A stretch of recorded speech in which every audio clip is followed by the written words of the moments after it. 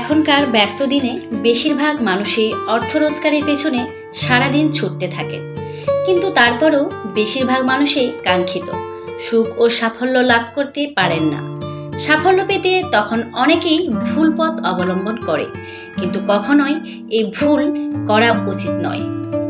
জীবনে বড় কোনো কাজ করতে চাইলে আপনি কোন পজিশনে আছেন সেদিকে দেখলে চলবে না। বড় সাফল্য পাওয়ার জন্য ছোট ছোট কাজ করে সেই লক্ষ্যের দিকে এগোতে হবে। যারা পরিশ্রমী, ডিসিপ্লিন মেনে চলেন এবং নিজের কাজ সম্পূর্ণ মন দিয়ে করেন, তারা কখনো অসফল হয় না। আজ আমরা এই ভিডিওতে জানব সাফল্য পাওয়ার 5টি উপায়। নাম্বার 1, সাফল্য হলো একটা সফর, এটি কোনো লক্ষ্য নয়। আমরা অনেকেই মনে করি যে ওই স্থানে পৌঁছানোই জীবনের চূড়ান্ত লক্ষ্য, বা এত টাকা উপার্জন করলে মোক্ষ লাভ হবে। কিন্তু আসলে জীবনের এই যাত্রাপথই হলো সাফল্য। এই যাত্রাপথকে সুন্দর ও মসৃণ রাখুন, তাহলেই আপনি জীবনে সফল হবেন। না হলে লক্ষ্যের পিছনে ছুটতে ছুটতে কবে জীবনের শেষ দিন এসে যাবে বুঝতেও পারবেন না।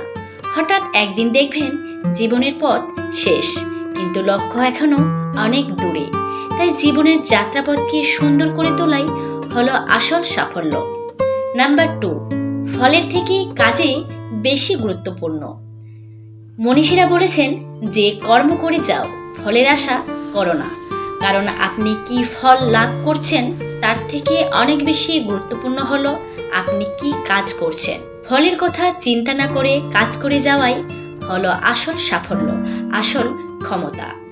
নাম্বার 3, সাফল্য ধরে রাখতে হলে নিজেকে বদল করা জরুরি। সাফল্য লাভ সুখ পাওয়ার চাবিকাঠি নয়, বরং সুখী হলো সাফল্য লাভ করার উপায়।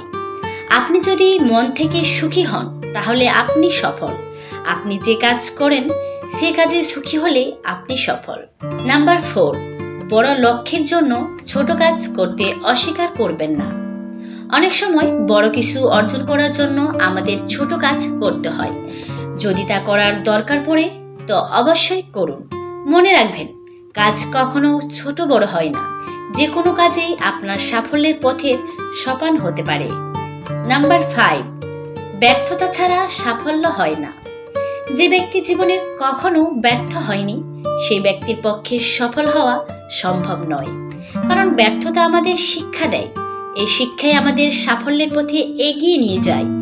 একবার ব্যর্থ হবেন, বারবার ব্যর্থ হবেন, তারপর আপনি সফল হওয়ার রাস্তা ঠিক খুঁজে পাবেন।